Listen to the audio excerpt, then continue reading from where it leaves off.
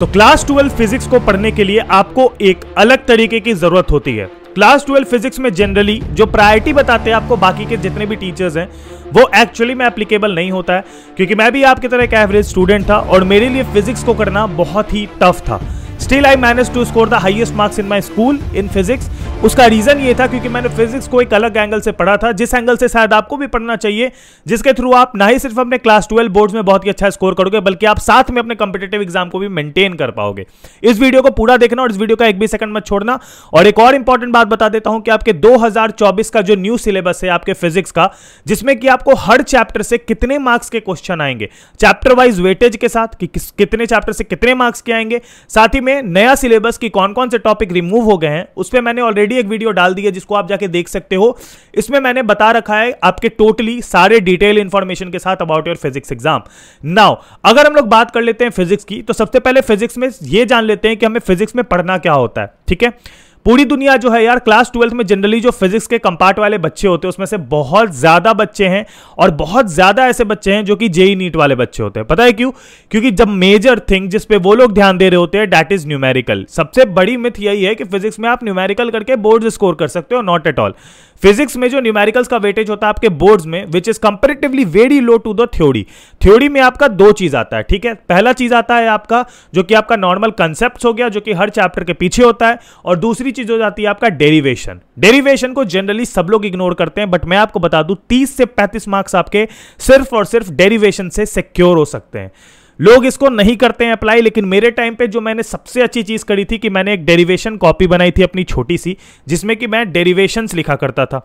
आप भी एक छोटी सी डायरी या 10 रुपए की कॉपी ले लो और आप उसमें जाके जितने भी डेरिवेशंस हैं आपके सबको नोट कर लो लाइन से। ठीक है, एक चीज याद रखना कि जब आप डेरिवेशन कॉपी बनाओ तो नीचे जब आप डेरिवेशन लिखो तो उसके ऊपर जितने भी बार प्रीवियस ईयर क्वेश्चन में वो डेरिवेशन आया है, मैं आपको बता देता हूं डेरिवेशन के क्वेश्चन कभी भी पेपर में ऐसे नहीं आते कि राइट स्नेल्स लॉ। लोगों को लगता है भैया डेरिवेशन के क्वेश्चन तो आए ही नहीं क्योंकि उसमें डेराइव वाले क्वेश्चन थे ही नहीं। ऐसा नहीं होता है। उसमें कभी भी ये नहीं लिखा रहेगा कि राइट द डेरिवेशन ऑफ, नहीं, उसमें लिखा रहेगा एक्सप्रेस या फिर डिटरमाइन। ऐसी ऐसी चीजें लिख के वो लोग क्या करते हैं, आपको डेरिवेशन लिखने को देते हैं।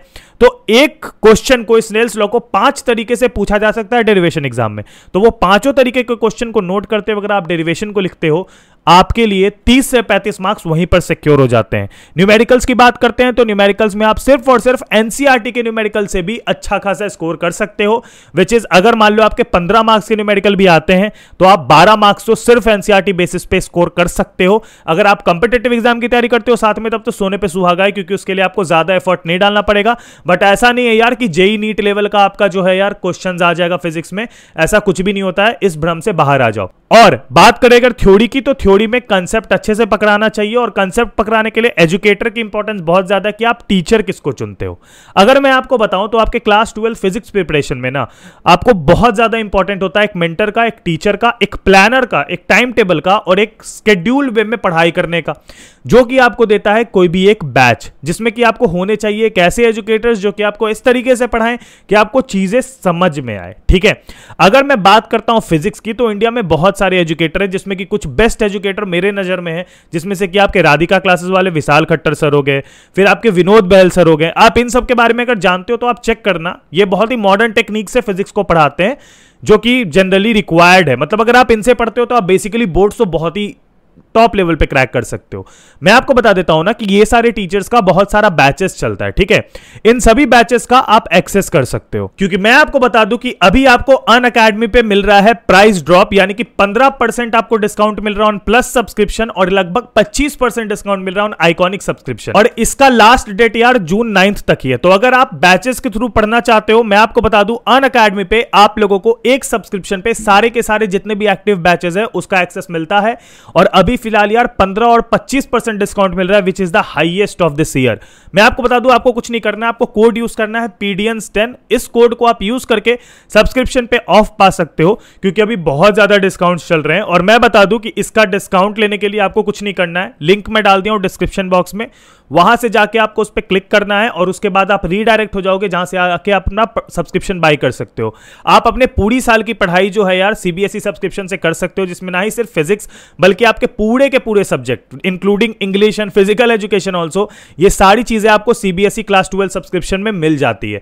तो बेसिकली आप बहुत ही कम प्राइस में अभी के टाइम पे एक बैच के साथ भी पढ़ सकते हो और आप अपनी बोर्ड्स को अच्छे से पढ़ सकते हो। अगर आप 1 ईयर का सब्सक्रिप्शन लेते हो तो ये आपके एग्जाम तक लाई करेगा और एग्जाम के बाद भी लाई करेगा, जिससे आप इसके हेल्प से काफी सारे कॉम्पिटिटिव एग्जाम भी क्रैक कर सकते हो। तो लिंक मैंने डिस्क्रिप्शन में दी है, जल्दी जाओ फटाफट अपना सब्सक्रिप्शन ले लो और एक रेगुलर बैच के साथ पढ़ना शुरू कर दो अभी से, ताकि तुम अपने बोर्ड्स में 95% वाला मार्क जरूर टच कर पाओ। नाउ फिजिक्स में पढ़ना क्या क्या होता है ये तो मैंने तुमको बता दिया, लेकिन फिजिक्स में स्कोरिंग कैसे होती है अब इसके बारे में बात करते हैं। सबसे पहली बात है, अगर तुम फिजिक्स का प्लानर बना रहे हो कि तुमको फिजिक्स में कैसे पढ़ना चाहिए, एक चीज हमेशा याद रखना, अगर मैं सिर्फ फिजिक्स की बात करूं तो फिजिक्स का सिलेबस मात्र 3 महीने में भी खत्म इजीली किया जा सकता है।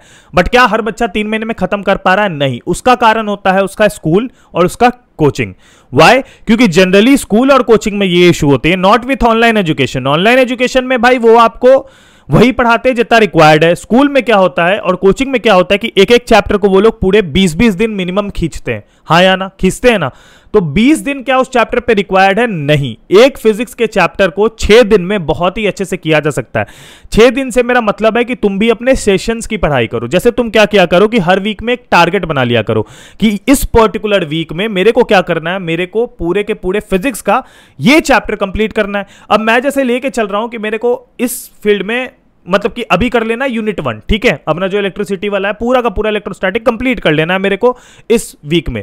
तो मैं क्या करूंगा, मैं बेसिकली एक टारगेट शीट बना के रखता हूं। मेरे साथ ये चीज है, मैं अभी भी करता हूं, यहाँ चिपका हुआ भी है, मतलब मैं अपने पढ़ाई में कॉलेज के।